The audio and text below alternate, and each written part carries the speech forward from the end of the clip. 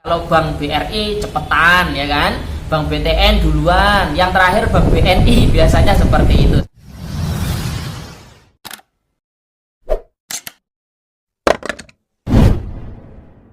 Halo guys, assalamualaikum warahmatullahi wabarakatuh. Kembali lagi di channel saya Diari PKH. Sahabat YouTube, bagaimana kabarnya hari ini? Semoga sahabat YouTube semua dalam keadaan sehat, tambah rezekinya, dan tentunya semakin sukses. Pada kesempatan kali ini saya akan menginformasikan kepada sahabat YouTube semua tentunya tentang informasi yang paling ditunggu-tunggu menjelang bulan Juli tahun 2021 ini, sahabat YouTube. Informasinya tentang kapan PKH tahap ketiga cair, tanggal berapa. Jangan sampai gagal paham ya sahabat YouTube, simak terus videonya karena di video kali ini ada jawabannya sahabat YouTube. Bagi yang baru gabung dan baru kenal dengan channel Diari PKH, saya ucapkan selamat datang dan terima kasih banyak.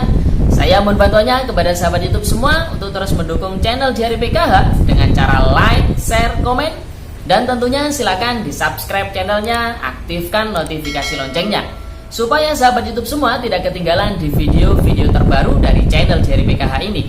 Dan silakan di share ke grup-grup media sosial sahabat YouTube semua apabila video kali ini bermanfaat.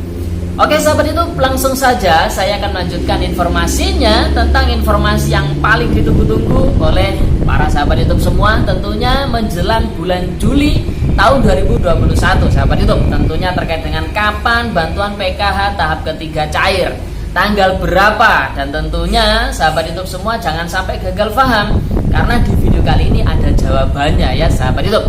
Oke sahabat YouTube, di video kali ini saya sudah merangkum apa yang akan saya sampaikan, karena ketika saya tidak merangkum seperti ini sahabat YouTube, takutnya ada beberapa informasi yang tidak saya sampaikan sehingga bisa menimbulkan kegagal pahaman ya sahabat YouTube.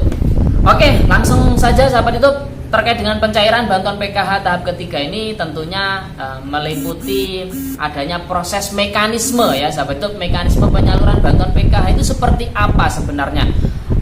Kok tiba-tiba para keluarga penerima manfaat bantuan PKH ini langsung dapat bantuan? Sebelum si KPM ini bantuannya cair, ini prosesnya apa saja? Sahabat itu perlu dipahami ya. Jadi Kementerian Sosial Republik Indonesia ini meng-SK-kan ya ataupun menetapkan para keluarga penerima manfaat bantuan PKH sebagai penerima bantuan PKH tahap ketiga tahun 2021 sahabat itu. Jadi sebelumnya Kementerian Sosial ini menetapkan SK dulu. Jadi menetapkan siapa-siapa para keluarga penerima manfaat PKH yang nantinya pada bulan Juli besok bantuannya dicairkan sahabat itu. Tentunya SK ini ditetapkan berdasarkan data-data para keluarga penerima manfaat PKH yang sudah valid sahabat itu ya. Kemudian berdasarkan SK dari Kementerian Sosial Republik Indonesia tersebut ya, kemudian Kemensos ya, Kementerian Sosial ini mengajukan yang namanya SPM, yaitu surat perintah membayar ke KPPN untuk diterbitkan SP2D atau surat perintah pencairan dana sahabat itu. Jadi SP2D ini tidak akan diterbitkan oleh KPPN sebelum Kementerian Sosial Republik Indonesia mengajukan yang namanya SPM ya, surat perintah membayar ya sahabat itu. Kemudian setelah SP2D ini diterbitkan ya oleh KPPN, nanti akan diteruskan ke Bank Himbara ya, bank penyalur, untuk dilakukan penyaluran bantuan PKH ke masing-masing rekening para keluarga penerima manfaat PKH yang sudah di-SK-kan oleh Kementerian Sosial Republik Indonesia. Sekali lagi, yang di-SK-kan ini adalah para keluarga penerima manfaat PKH yang datanya memang sudah valid sahabat YouTube ya. Kemudian pencairan bantuan PKH tahap ketiga ini dilakukan secara bertahap sahabat YouTube ya. Tidak bisa cair serentak dalam misalkan tanggal 5 atau tanggal 4 langsung semuanya cair, ini tidak bisa. Kemudian pencairan ini dilakukan di 4 bank Himbara ya, meliputi Bank BRI, kemudian Bank BNI, Mandiri, dan Bank BTN.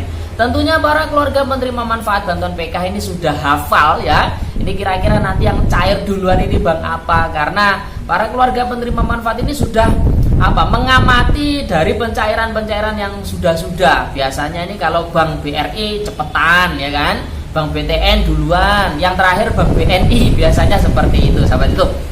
Kemudian pencairan bantuan PKH tahap ketiga ini dilakukan tentunya setelah SP2D diterbitkan oleh KPPN ya. Jadi sekali lagi saya ulangi, sebelum SP2D diterbitkan maka tidak akan terjadi proses pencairan bantuan PKH tahap ketiga sahabat YouTube. Nah, sekarang pertanyaannya, kapan proses mekanisme penyaluran bantuan PKH yang awalnya itu Kementerian Republik Indonesia, Kementerian Sosial ini meng-SK-kan, kemudian menyerahkan SPM hingga diterbitkan SP2D ya sahabat YouTube. Rentetan mekanisme seperti itu dimulai kapan ya sahabat YouTube? Jadi rencananya mekanisme penyaluran bantuan PKH tahap ketiga ini dilakukan mulai minggu pertama bulan Juli tahun 2021 sahabat YouTube ya. Jadi mulai minggu pertama bulan Juli ini rentetan mekanisme penyaluran bantuan PKH tahap ketiga tadi sudah dimulai sahabat YouTube. Namun untuk kepastian kapan nyampenya bantuan PKH itu ke rekening para keluarga penerima manfaat bantuan PKH ini, kembali lagi saya ulangi, penyaluran atau pencairan ini tidak bisa dilakukan secara serentak, namun dilakukan secara bertahap. Tentunya ini mengabdi di masing-masing bank penyalur ya. Banyak atau tidaknya target transferring dari masing-masing bank ini. Kemudian setiap wilayah, setiap daerah ini juga berbeda waktunya sahabat YouTube. Sehingga di video kali ini, ataupun kalau ada yang menginformasikan tanggal sekian cair, ini saya rasa kurang tepat ya sahabat YouTube, karena mendahului kehendak sepertinya ya. Jadi sahabat itu perlu dipahami, para SDM PKH ini tidak bisa memastikan tanggal sekian cair, ini tidak bisa. Namun estimasi ini bisa, karena sesuai jadwal yang telah ditetapkan oleh kementerian, bulan Juli PKH tahap ketiga dicairkan. Rentetan peristiwa mekanisme penyaluran mulai dari awal tadi peng-SK-an sampai dengan diterbitkan SP2D ini dimulai dari minggu pertama bulan Juli tahun 2021 sahabat YouTube. Kalau minggu pertama tentu ya dimulai pada tanggal 1 besok, yaitu besok hari Kamis ya sahabat YouTube, bulan Juli tahun 2021 tanggal 1 ya. Kemudian dan yang paling penting, kartu KKS ini wajib dipegang dan dimanfaatkan secara mandiri sahabat YouTube. Hal itu dilakukan untuk menghindari adanya penyalahgunaan bantuan sosial oleh oknum-oknum yang tidak bertanggung jawab sahabat YouTube ya. Baik itu pendamping, ketua kelompok, ataupun anggota keluarga lainnya, RT RW, pun siapapun yang tidak bertanggung jawab ya, kalau bisa kartu KKS ya, ini wajib hukumnya dari Kementerian Sosial Republik Indonesia, wajib dipegang dan dimanfaatkan secara mandiri. Kemudian yang rumahnya dekat dengan ATM, agen, kemudian e-warung bisa dicek secara berkala, mengingat peraturan ya terkait dengan adanya biaya transaksi pengecekan saldo dari Bank Himbara ini sudah ditiadakan sahabat YouTube ya. Jadi sudah batal itu peraturan tersebut, sehingga bagi sahabat YouTube yang dekat dengan ATM, agen ataupun warung bisa dicek secara berkala ya sahabat YouTube. Kemudian yang rumahnya jauh, ya ini yang rumahnya jauh, daripada nanti jauh-jauh karena dengar berita katanya tanggal sekian cair, akhirnya datang ke ATM ternyata zonk ya sahabat YouTube, mending tunggu informasi resmi dari pendamping PKH-nya masing-masing. Karena ketika pendamping PKH ini mendapatkan informasi bahwasanya bantuan sudah masuk, pasti akan diinformasikan kepada sahabat YouTube semua, para keluarga penerima manfaat bantuan PKH sahabat YouTube ya. Dan berikutnya, apabila sudah masuk bantuannya ya, sudah dicek saldo ada bantuannya, segera diambil, manfaatkan dengan bijak sesuai dengan komponen masing-masing. Kalau ada sisa silakan dibuat modal usaha, ditabung dulu boleh. Kemudian jangan lupa, ini yang paling penting, sudah saya informasikan sebelumnya, hal sepele namun fatal akibatnya, yaitu foto selfie sahabat YouTube ya. Foto diri, bukti penarikan stroke kartu KKS dan juga nominal bantuannya, uangnya ya.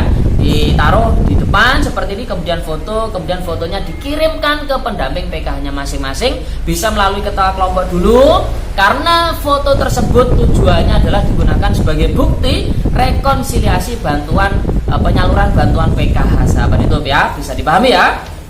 Kemudian dan yang tidak kalah penting terkait dengan penyaluran bantuan PKH, tentu ketika momen pencairan bantuan PKH ini para keluarga penerima manfaat pasti akan berbondong-bondong, ya kan, datang ke ATM, ke agen, ke warung, karena ini adalah momennya COVID ya, COVID-19 ini lagi menggila ya, sahabat YouTube. Jadi saya minta tolong protokol kesehatan jangan sampai dilupakan. 3M ya, memakai masker, dan ini ada tambahannya, memakai masker yang berlapis, sahabat YouTube. Kemudian jaga jarak, kemudian cuci tangan sesering mungkin. Ketika setelah mengambil bantuan di mesin ATM, agen ataupun e-warung, segera mandi, ganti baju ya, sahabat YouTube. Karena sekarang varian COVID ini bervariasi, dan tentu kita harus lebih berwaspada ya, sahabat YouTube. Karena kita tidak tahu di sekeliling kita ini virus COVID ini ada apa enggak. Ketika COVID ini ada namun kita tidak menerapkan protokol kesehatan, tentu kita berpotensi sangat besar untuk terserang virus COVID-19 ini, sahabat YouTube. Jadi bisa dipahami ya, sahabat YouTube. Dan yang paling penting, hindari kerumunan. Ketika di ATM dirasa banyak orang yang berkerumun, lebih baik hindari dulu, cari jam-jam yang dirasa orang sepi ke ATM, sahabat YouTube. Oke, sahabat YouTube, itu informasi pada video kali ini. Sekian, terima kasih. Sebelum meninggalkan video kali ini, jangan lupa tinggalkan jejak dengan cara like, share, komen, dan tentunya silahkan di subscribe channelnya, aktifkan notifikasi loncengnya.